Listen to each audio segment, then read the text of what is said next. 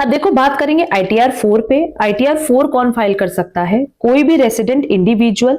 ठीक है, again individual में दो आते हैं, रेसिडेंट, नॉन रेसिडेंट। तो यहां अगेन हम नॉन रेसिडेंट की बात नहीं कर रहे हैं, बट रेसिडेंट की बात कर रहे हैं, आइदर ऑर्डिनरली रेसिडेंट और non ordinarily resident. And HUF and firm, यहां ना फर्म भी प्लीज इंक्लूड कर लेना, यहां प्रिंट नहीं हुआ है, बट एक्सेप्ट एलएलपी, यहां एलएलपी इंक्लूड नहीं करेंगे बट फर्म इंक्लूड करेंगे।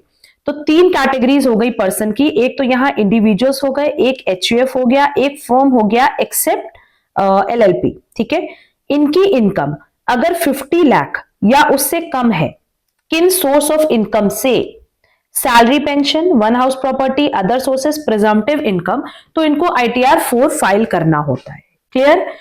फिर से अच्छे से समझो कि अगर आप इंडिविजुअल हो, एचयूएफ हो या फर्म हो, एक्सेप्ट एलएलपी, आपकी इनकम 50 लाख या उससे कम है, ठीक है, और ये जो आप इनकम जनरेट कर रहे हो, किस सोर्स ऑफ इनकम से जनरेट कर रहे हो? Either from salary, pension, one house property, other sources और प्रिजम्पटिव इनकम, तो इस केस में आपको आईटीआर 4 फाइल करना होगा।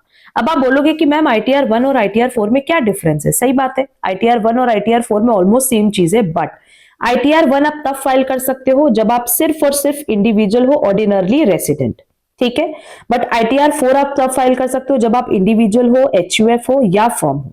अच्छा, इसके अलावा एक और पॉइंट है, दोनों ही केसेस में 50 लाख या उससे कम की लिमिट है, बट आईटीआर 1 में देखो पीजीबीपी नहीं इंक्लूड किया था, बट आईटीआर 4 में पीजीबीपी भी इंक्लूड किया है कि अगर आपकी income salary, pension, one house property, other sources या प्रॉफिट और gain from business and profession से आपको इनकम जनरेट हो रही है, तो उस केस में आपको आईटीआर 4 फाइल करना होगा।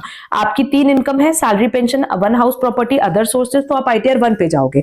बट अगर आपकी इनकम बिजनेस और प्रोफेशन से भी हो रही है, तो उस केस में आप आईटीआर 4 फाइल करोगे। ठीक है, प्रिजम्पटिव इनकम की अगर हम बात करें तो इसके जो सेक्शंस हैं वो है 44 AD, 44 ADA एंड 44 AE।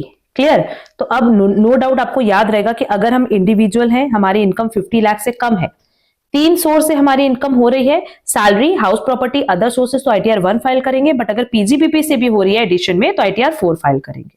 ठीक, आईटीआर 4 को ही हम लोग सुगम के नाम से जानते हैं। किसके नाम से? सुगम से, क्योंकि जनरली अगर आप देखोगे ना तो यही चार सोर्सेज ऑफ इनकम होती हैं जिनसे जनरली इनकम जनरेट होती है किसी भी इंडिविजुअल की, और जो इनकम का स्लॉट है वो 50 लाख से जनरली कम होता है। क्लियर?